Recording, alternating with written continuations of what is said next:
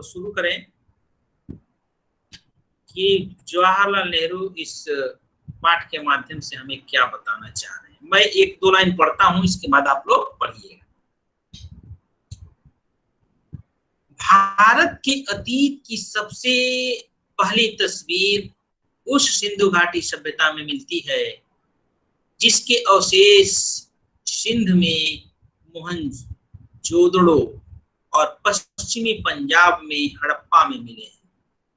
इन खुदाइयों ने प्राचीन इतिहास की समझ में क्रांति ला दी है। मोहनजोदड़ो और हड़प्पा एक दूसरे से काफी दूरी पर है। दोनों स्थानों पर इन खंडहरों की खोज मात्र एक संयोग थी। इस बात में संदेह नहीं कि इन दोनों के बीच भी ऐसे भी बहुत से और नगर और एवं अवशेष दबे पड़े होंगे जिन्हें प्राचीन मनुष्य ने बसाया होगा। यह सभ्यता विशेष रूप से उत्तर भारत में दूर दूर तक फैली थी। संभव है कि भविष्य में भी इस सुदूर अतीत को उद्घाटित करने का काम हाथ में लिया जाए और महत्वपूर्ण नई खोजें की जाए। इस सभ्यता के अवशेष इतनी दूर दूर जगहों पर मिले हैं, जैसे पश्चिम में काठियावाड़ में और पंजाब के अंबाला जिले में। काठियावाड़ जो है गुजरात में है। यह विश्वास किया जाता है कि यह सभ्यता गंगा की घाटी तक फैली थी, इसलिए यह केवल सिंधु घाटी सभ्यता पर नहीं, उससे बहुत अधिक है। बच्चों, सिंधु घाटी सभ्यता यानी सिंधु नदी के आसपास रहने वाले लोगों की सभ्यता। लेकिन जवाहरलाल नेहरू मानते हैं कि यह सिर्फ सिंधु घाटी यानी सिंधु नदी के आसपास रहने वाले लोगों की सभ्यता नहीं है। यह सभ्यता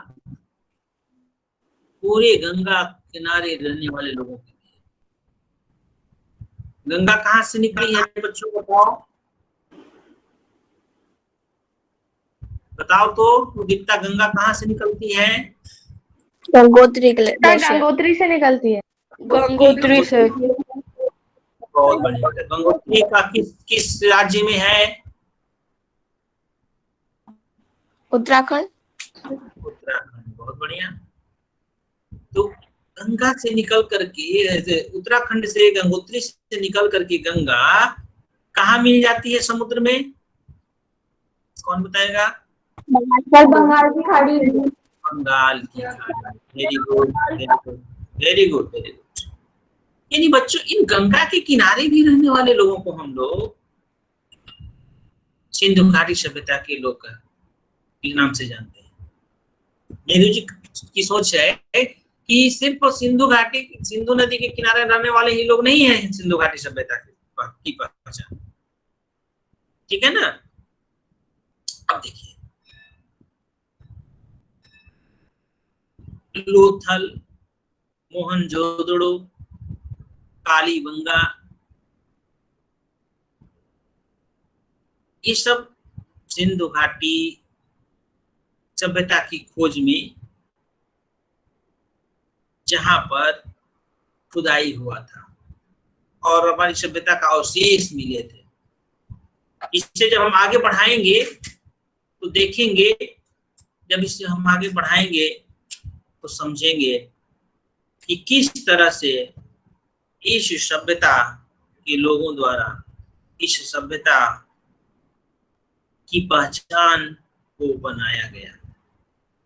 चलिए आगे पढ़िए। उदीप्ता, प्रेजेंट करोगी? किताब है सर? लैपटॉप में नहीं है, बुक में है ना? बुक पढ़ो। Yes sir. पढ़ो सर। फर्स्ट पैराग्राफ से हमने कहाँ तक पढ़ाया नहीं देखी सर? हमने यहाँ तक मैं पढ़ाया था। दूसरा पैराग्राफ, अब तक हम जो जान सके हैं उसका बहुत महत्व है। सिंधु घाटी सभ्यता आज जिस रूप में मिली है, उससे अनुमान लगाया जा सकता है कि वह अत्यंत विकसित सभ्यता थी और उस स्थिति तक पहुंचने में उसे हजारों वर्ष लगे होंगे। आश्चर्य की बात है कि यह सभ्यता प्रधान रूप से धर्मनिरपेक्ष सभ्यता थी। धार्मिक तत्व मौजूद होने पर भी इस पर हावी नहीं थे। यह भी स्पष्ट है कि यह भारत में बाद के सांस्कृतिक युगों की अग्रदूत थी। सिंधु घाटी सभ्यता ने फारस, मेसोपोटामिया और मिस्र की सभ्यताओं में से संबंध स्थापित किया और व्यापार किया। कुछ दृष्टियों से यह सभ्यता उनकी तुलना में बेहतर थी। यह एक ऐसी नागर सभ्यता थी जिसमें व्यापारी वर्ग धनाढ्य था और उसकी भूमिका महत्वपूर्ण थी। सड़कों पर दुकानों की कतारें थी और दुकानें संभवतः छोटी थी। सिंधु घाटी सभ्यता और वर्तमान भारत के बीच समय के ऐसे कई दौर गुजरे हैं जिनके बारे में हम बहुत कम जानते हैं। वैसे भी इस बीच असंख्य परिवर्तन हुए हैं, लेकिन भीतर ही भीतर निरंतरता की ऐसी श्रृंखला चली आ रही है जो आधुनिक भारत को 6-7 हजार पुराने उस बीते हुए युग से जोड़ती है जब संभवतः सिंधु घाटी सभ्यता की शुरुआत हुई थी। यह देखकर अचरज होता है कि मोहनजोदारो और हड़प्पा में कितने कुछ ऐसे हैं जो हमें चली आती परंपरा और रहन सहन की, लोक प्रचलित रीति रिवाजों की, दस्तकारी की, यहाँ तक कि पेशाकों के फैशन की याद दिलाता है। यह बात दिलचस्प है कि भारत अपनी कहानी की इस घोर बेला में ही एक नन्हे बच्चे की तरह नहीं, बल्कि उनके रूपों में विकसित सयाने रूप में दिखाई पड़ता है। यह जीवन के तौर तरीकों से अपरिचित नहीं है। उसने कलाओं और जीवन की सुख सुविधाओं में उल्लेखनीय तकनीकी प्रगति कर ली है। उसने केवल सुंदर वस्तुओं का सृजन नहीं किया है, बल्कि आधुनिक सभ्यता के उपयोगी और ज्यादा ठेठ चिन्हों, अच्छे हमामों और नालियों के तंत्र का निर्माण भी किया है।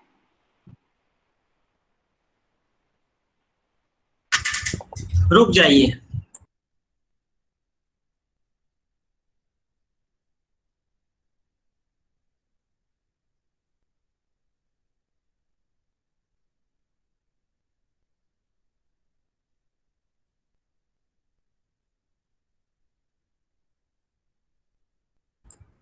जो आपने देखा अभी पढ़ा, उसमें आपने क्या देखा? ये जो चित्र आपने देखा ना, मोहनजोदड़ो का महान स्नानागार, देखिए इस सभ्यता कैसे जमीन के नीचे दबी हुई थी। दिख रहा है ना चित्र? Yes sir. सिंधु घाटी सभ्यता ने फारस, मेसोपोटामिया और मिस्र की सभ्यताओं से संबंध स्थापित किया और व्यापार किया। कुछ दृष्टियों से यह सभ्यता उनकी तुलना में बेहतर थी। यह एक ऐसी नागर सभ्यता थी, नागर यानी नगर की सभ्यता, एक ऐसी व्यवस्था जिस व्यवस्था के माध्यम से हम यह समझे कि व्यापारी वर्ग बहुत धनी था और उसकी भूमिका महत्वपूर्ण थी। और इसी महत्वपूर्ण भूमिका में हमने देखा कि यहाँ पर सड़कें भी थी, दुकानें भी थी। दुकानें एक लाइन से थी, कतार से थी, छोटी छोटी दुकानें थी। सिंधु घाटी सभ्यता और वर्तमान भारत के बीच समय के ऐसे कई दौर गुजरे हैं जिनके बारे में हम बहुत कम जानते हैं।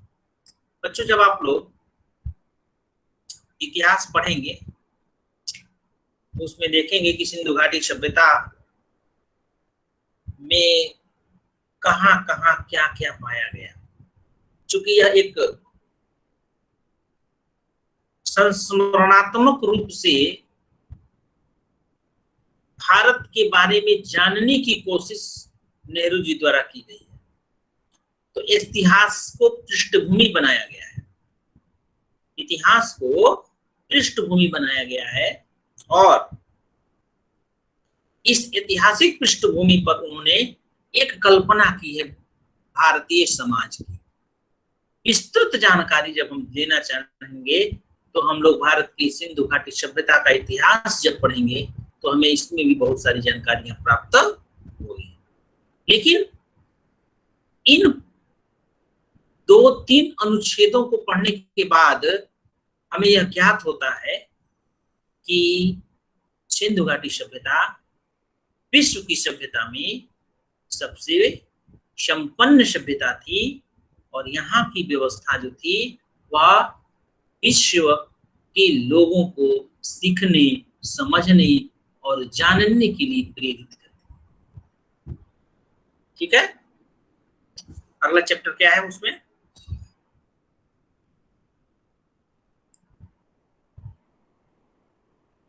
आर्यों का आना। अब देखिए आर्य कब भारत आए थे, जब मानते हैं लोग। एक पैराग्राफ में पढ़ता हूं। सिंधु घाटी सभ्यता के ये लोग, सभी लोग मिलाइएगा, जिससे कहूंगा फिर पढ़ेंगे। सिंधु घाटी सभ्यता के ये लोग कौन थे और कहां से आए थे, इसका हमें अब भी पता नहीं है।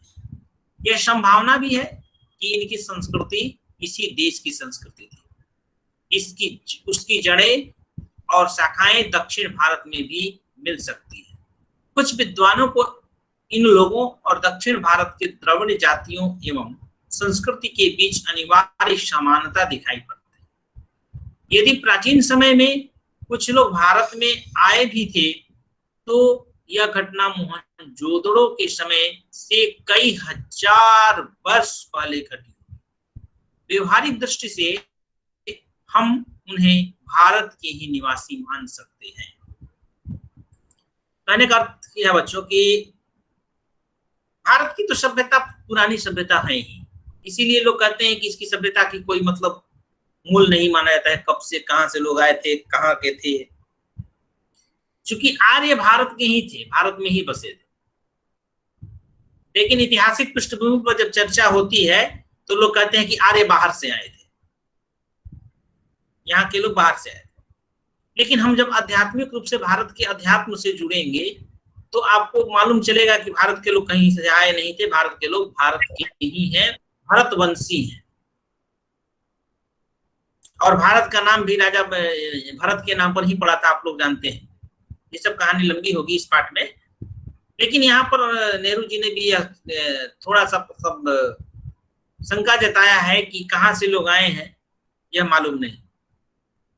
क्योंकि भारत के आध्यात्मिक क्षेत्र से आप देखेंगे तो हमारा हर क्षेत्र में लोग थे।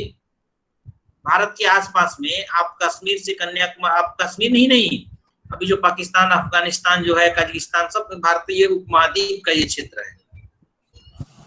वहां से लेकर के ये पूर्वोत्तर तक, असम तक, है ना, ये सब कुछ में सभ्यता थी, संस्कृति थी, लोग थे। आज हम असम की संस्कृति के बारे में जब चर्चा करेंगे तो देखिए कितनी पुरानी संस्कृति है। तो इन सारी संस्कृतियों के बाद तो इसलिए, लेकिन ये हम कहना मतलब उचित मानेंगे कि आर्य लोग संभवतः भारत की ही थे, जिसे ऐतिहासिक पृष्ठभूमि पर लोगों ने लिख दिया है। चलिए आगे पढ़िए अनामिका।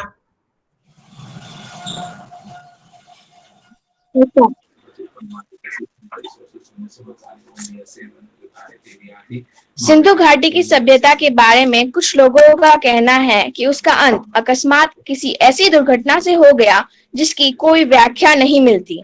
सिंधु नदी अपनी भयंकर बाढ़ों के लिए प्रसिद्ध है, जो नगरों और गांवों को बहा ले जाती है।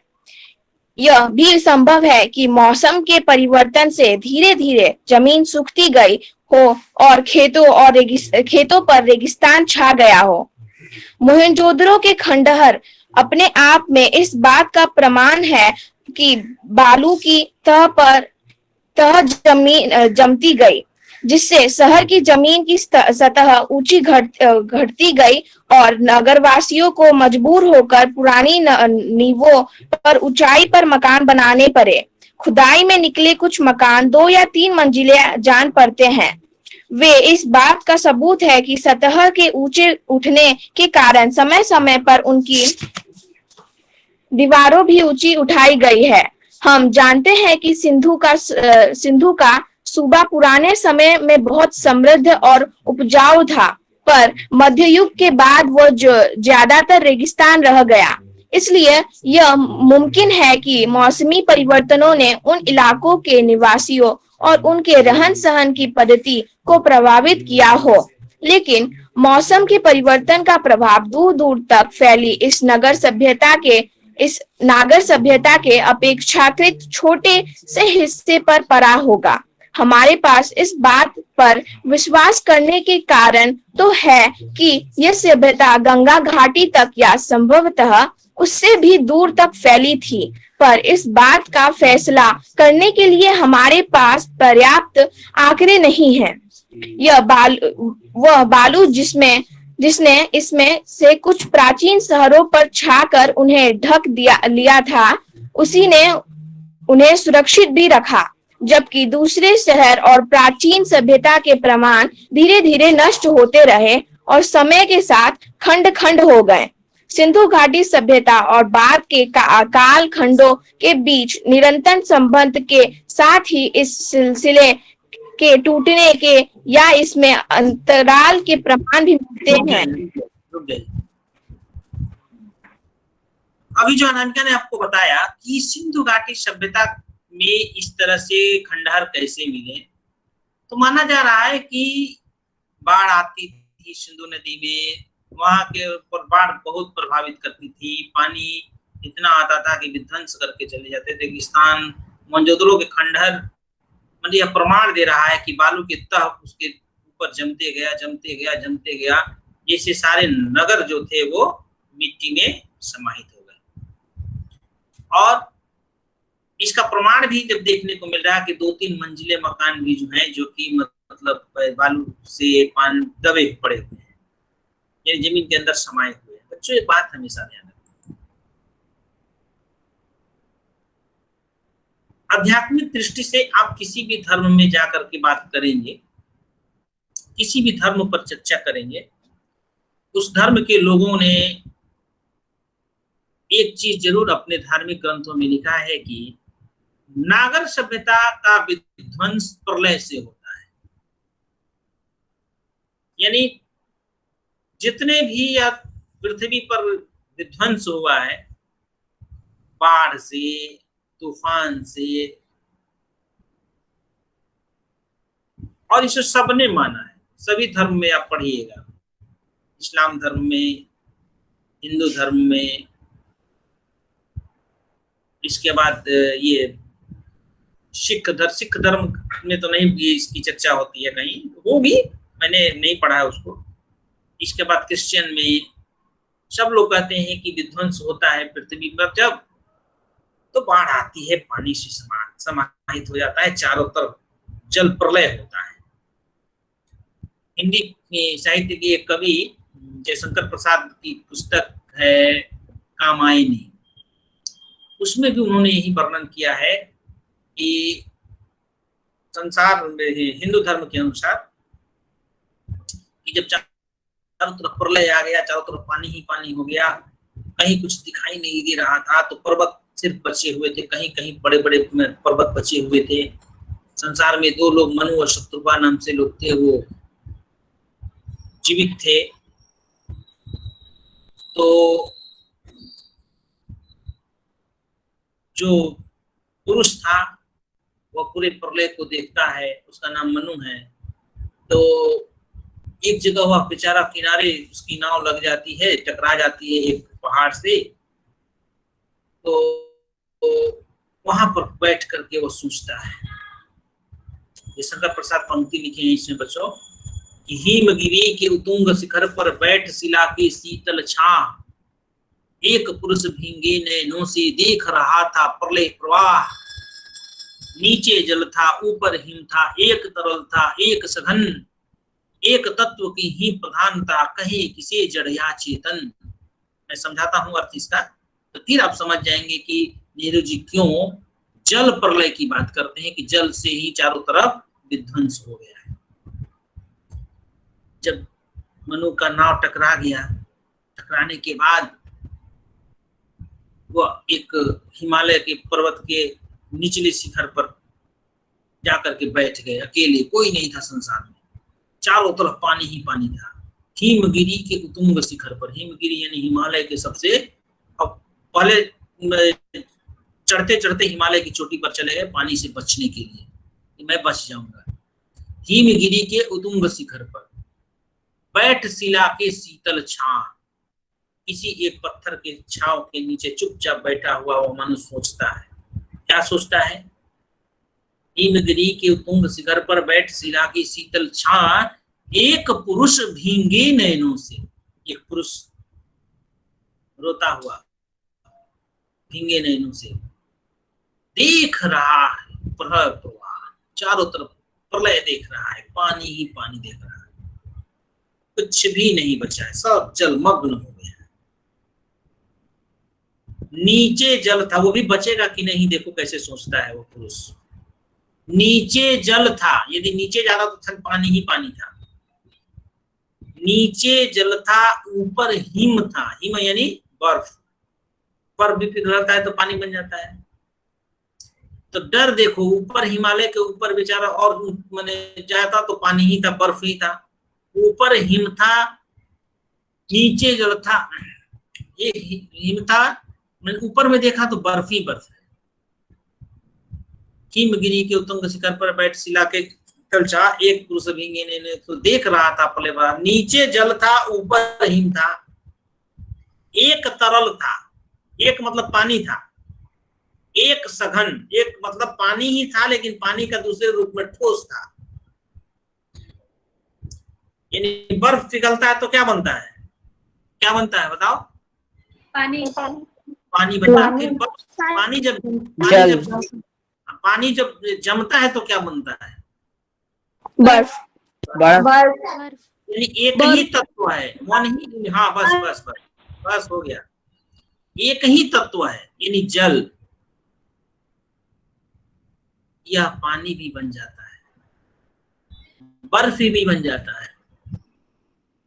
एक तरल था, एक सघन, एक तत्व की ही प्रधानता, एक ही तत्व है, एक ही एलिमेंट है वह पानी। किस कहे किसे जड़ या चेतन, किसको कहे कि किसमें जड़ता है किसमें चेतनता है, कहाँ जाए क्या करें समझ में नहीं आ रहा है। यानी वह प्रलय के समय की बात यहाँ नेहरू जी ने भी लिखी है कि सच में जब पानी पानी चारों तरफ हो जाता है तो सारी सभ्यता नष्ट हो जाती है। आज इतना ही।